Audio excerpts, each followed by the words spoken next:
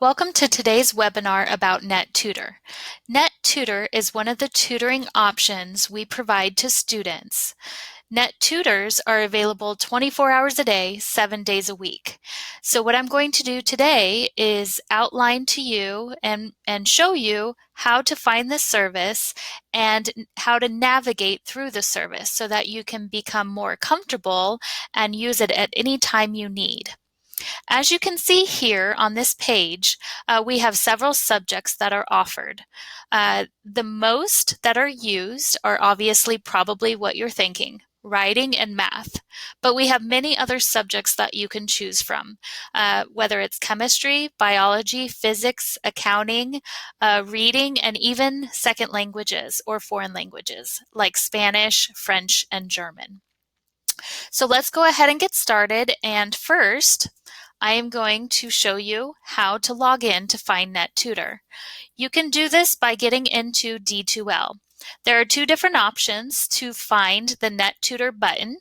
One of those is on the global home page. As you can see here, there is a NetTutor widget that provides a blue button where you can click on it that says Go to NetTutor. This widget is also available in your course homepage. So the global homepage is the first homepage that you see when you enter D2L. And then when you click on your particular class, that is the course homepage. And that is also where you can find this widget, and you would go directly to that blue button that says Go to NetTutor. Now, once you click on that button, it may ask you to log in again, which is completely fine. Please go ahead and do that. Put in your same username and password that you would use to enter MyPima or D2L. Next, it'll have a screen like this that gives you a little bit more information. It's a welcome, right? And it says that you can use up to 10 hours of NetTutor tutoring each semester. I do want to highlight that if you want to go over 10 hours each semester, all you have to do is email us and we would gladly provide more hours to you. Please go ahead and follow the email here on the screen, pcc-onlinetutor@pima.edu. And in that request, put your name and a number and that you would like more hours to use for NetTutor. Let's see. So again, it has 10 hours, and if you want more, you can definitely get that. Next, you would click on the Continue button. And this is where you are able to choose the subject for the tutoring that you would like to receive.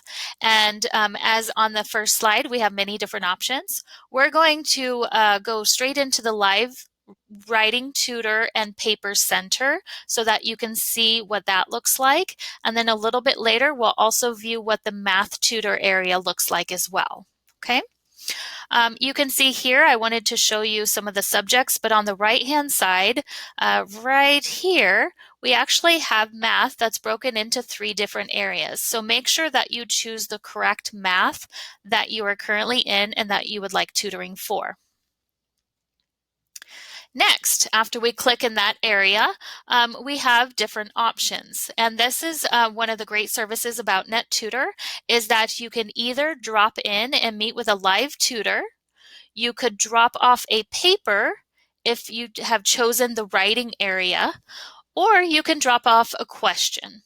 So let's review what this looks like for each of these areas. Okay, so the first one we're going to click on is drop in and meet with a live tutor.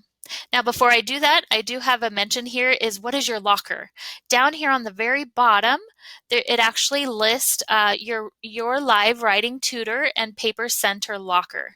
I will explain what this is a little bit later, but basically it's a repository of all of the work that you do in NetTutor and all the services you receive. Okay, so we'll go into that in more detail. But let's go ahead and drop in and meet with a live tutor.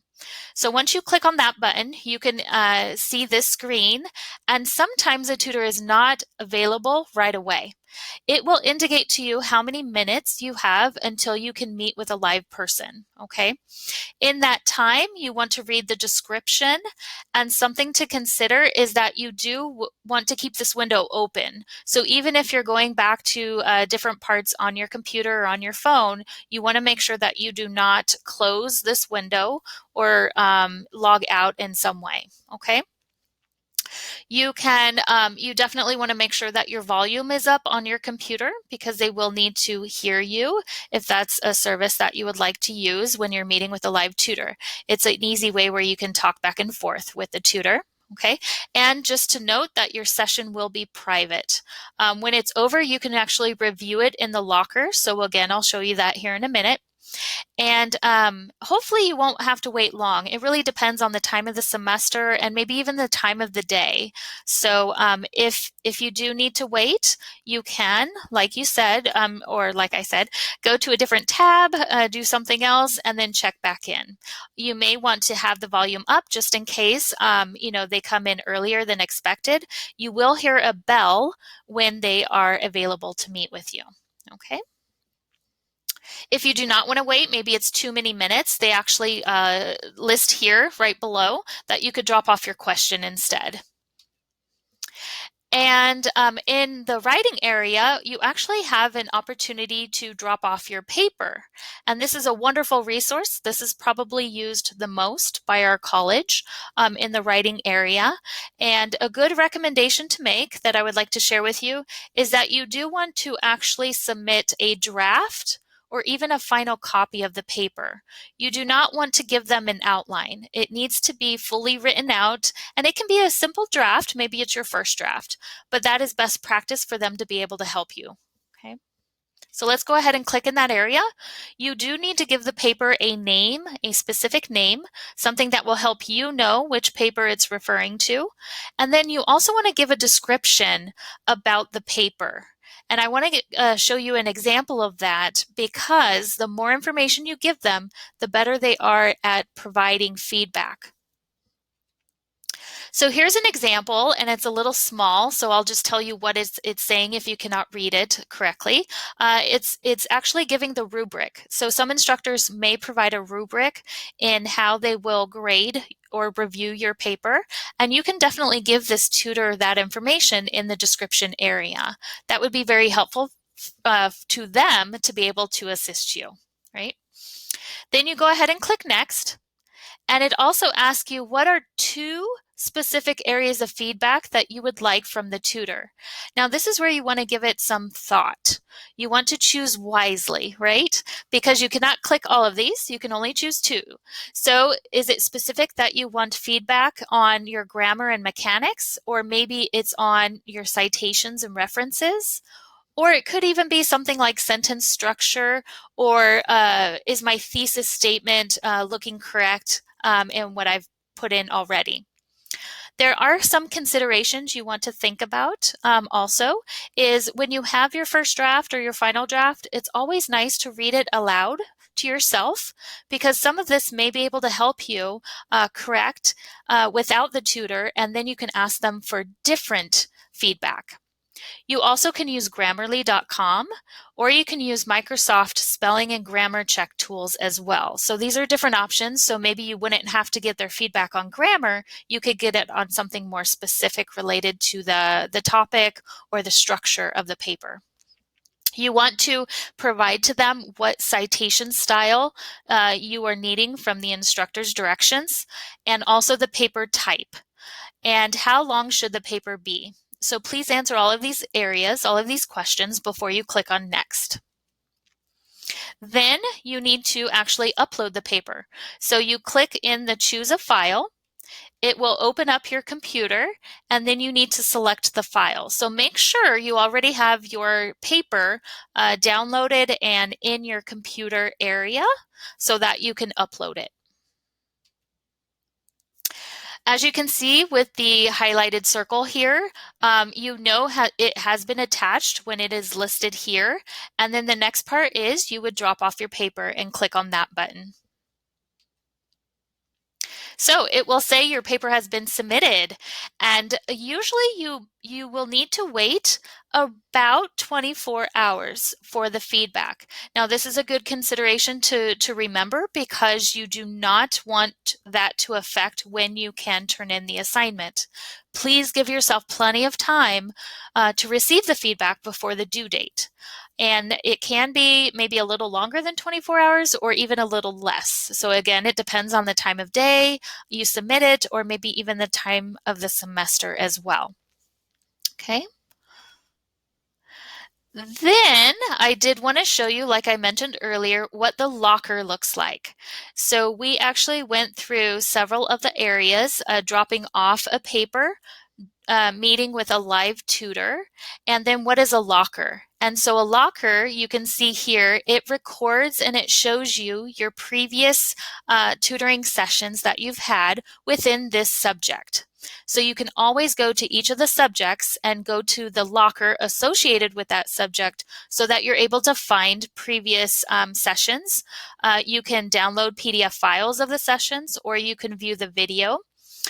You can also see what questions, the feedback that you got on any questions you may have dropped off, and paper feedback as well. So it's a repository. It's a way where you can find what information you asked them to review. Okay, so let's go ahead and look at the math area, because that is probably the second most used tutoring for NetTutor. And in this area, it is a little bit different than the writing section. So what they do is when you click on the math area, you will see this screen here. And they actually have two videos that can help you understand uploading math to the whiteboard. So maybe giving them a problem that you're needing help in working through, and also how to use the tools on the whiteboard. And so it is interactive when you're meeting with a live math tutor, which is very helpful. So please, if you're interested, you can watch those videos before you go into a session with a live math tutor.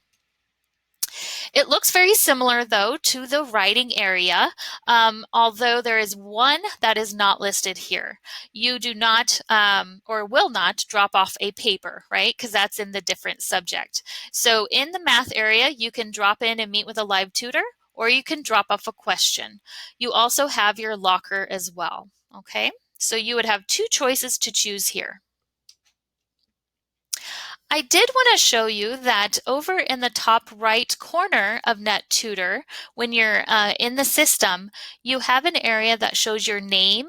It also has drop-in tutoring hours and customer support.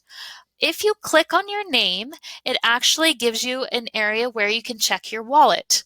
And the reason I wanted to show you that is because your wallet tells you how many minutes you have left and how many sessions you've actually done with a tutor.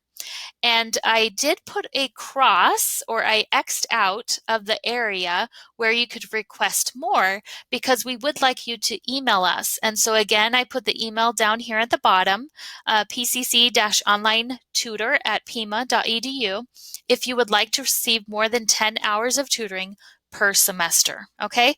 But your wallet is a good area to go to see how many minutes you have left and how many sessions you've done. If you click on the drop-in tutoring hours section, this is a very important area to look at if you're interested in meeting with a live tutor in any of the subjects. So when you're in the subject, you can click on this area, and then it will show you the hours for the writing and paper center if you're in that area, or if you were in math, it would show you the drop-in tutoring hours for math, basically. You can see they have it Monday through Sunday, okay? But the hours may change depending on the subject. So you may want to check here before clicking on Meet with a Live Tutor, just so your expectation is met in when you would be able to meet with someone. Okay, that is a review of how to use NetTutor and what areas they provide for you in tutoring. Again, it's really nice for you to be able to meet with a live tutor, to drop off a question or to drop off a paper, and then to see any recordings or sessions you've done in the past. But to go ahead and log out of the system, you would go back up to your name. There is an area below Wallet, Log Out. And then now you're logged out of the system, okay? So I would like to provide you my information. My name is Jackie Allen. I'm the Director of Online Student Success. And my email, if you would like to connect with me, is jallen, ALLEN 24 at pima.edu. Thank you for joining us today.